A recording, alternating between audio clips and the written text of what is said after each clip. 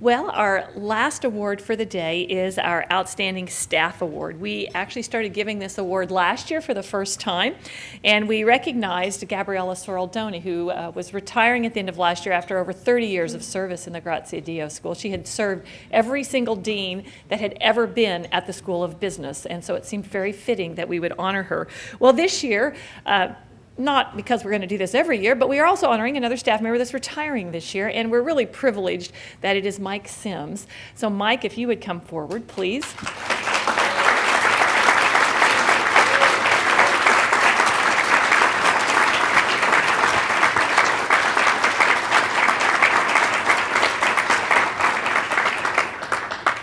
So Mike serves as our Executive Officer for Corporate and External Relations. He's been with the Graziadio School since 2001. He actually started kind of as a consultant to the school with the support of Mr. Graziadio, and then we brought him on full-time about a year or so after that. He's led our Board of Visitors for a number of years. He's been instrumental in really growing our Dean's Executive Leadership Series.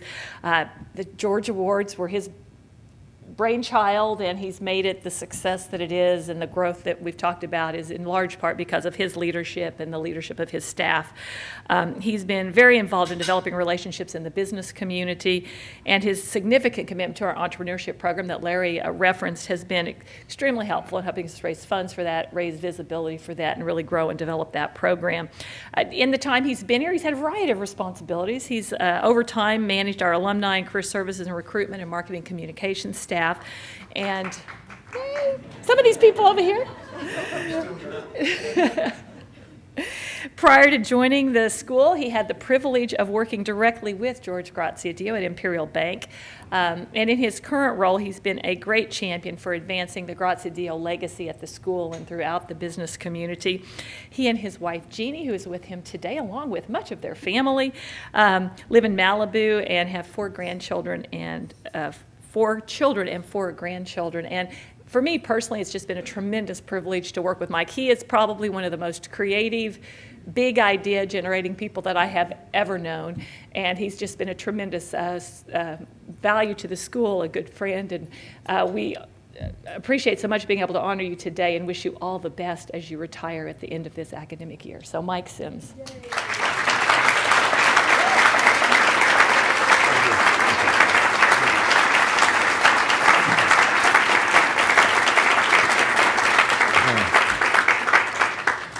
It's hard to follow the tall guy, too. He's so good.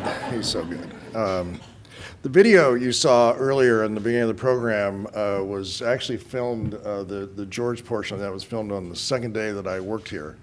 And we had students up at the Smothers Theater because the Drescher campus wasn't open yet. And we had students up there, and it was at 2 o'clock in the afternoon. He was scheduled to speak. And I called him about 11 o'clock at home that morning and said, George, I think we're going to have a problem getting students out this morning. Do you still want to speak?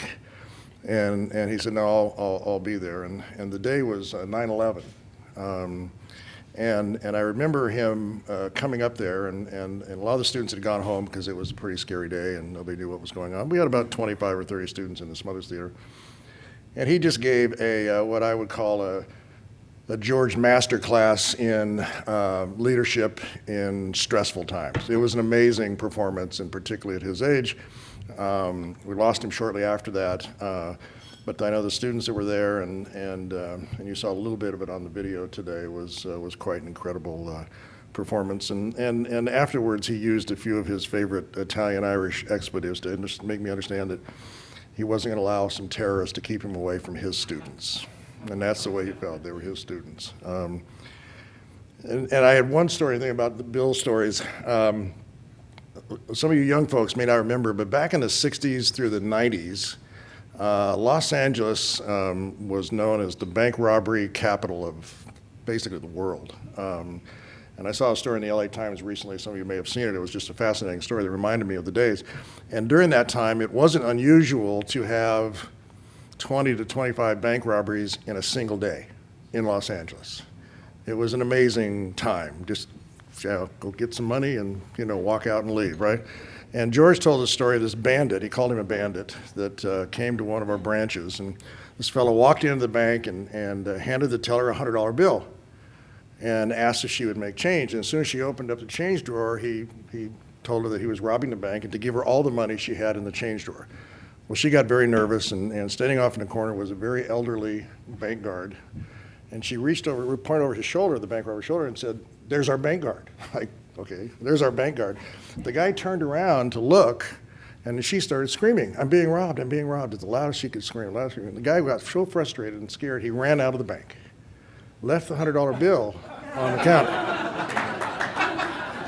So George is very proud that he had the only bank in America that made a profit off a robbery. True story.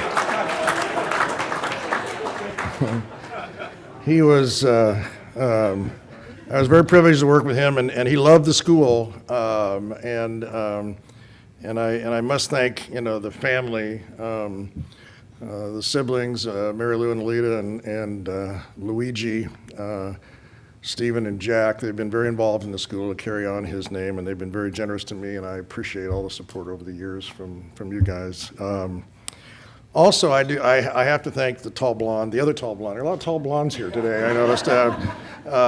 Linda, she took kind of a flyer on me a number of years ago, and it's been really a fun, interesting ride over that time. And I will tell you, though, she's the only boss that I ever had during my annual performance evaluation used the term roguish.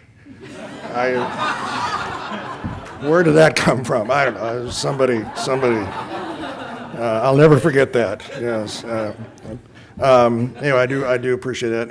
And my family, my sister and her husband and her daughter, son and daughter-in-law came out from back east, and my sons are here, and my daughter and my wife, my beautiful wife, sitting over there.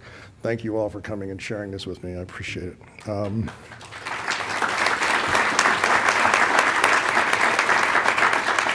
I do also want to thank Big Phil back there, Big Phil Thompson. He's been a real workhorse and a delight to work with over the years, and I appreciate all the support he's given me and the way he's helped manage these kinds of things and the Dell's events. He's a great guy.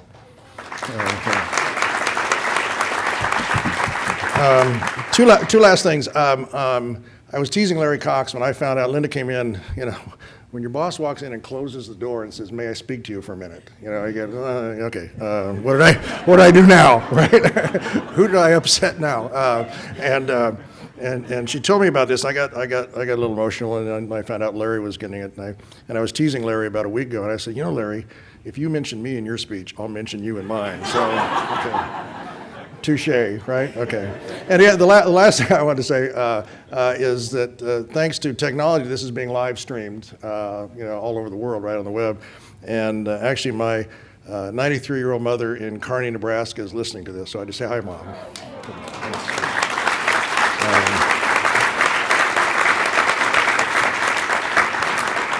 And I'm gonna take the privilege of saying that I really enjoyed being here.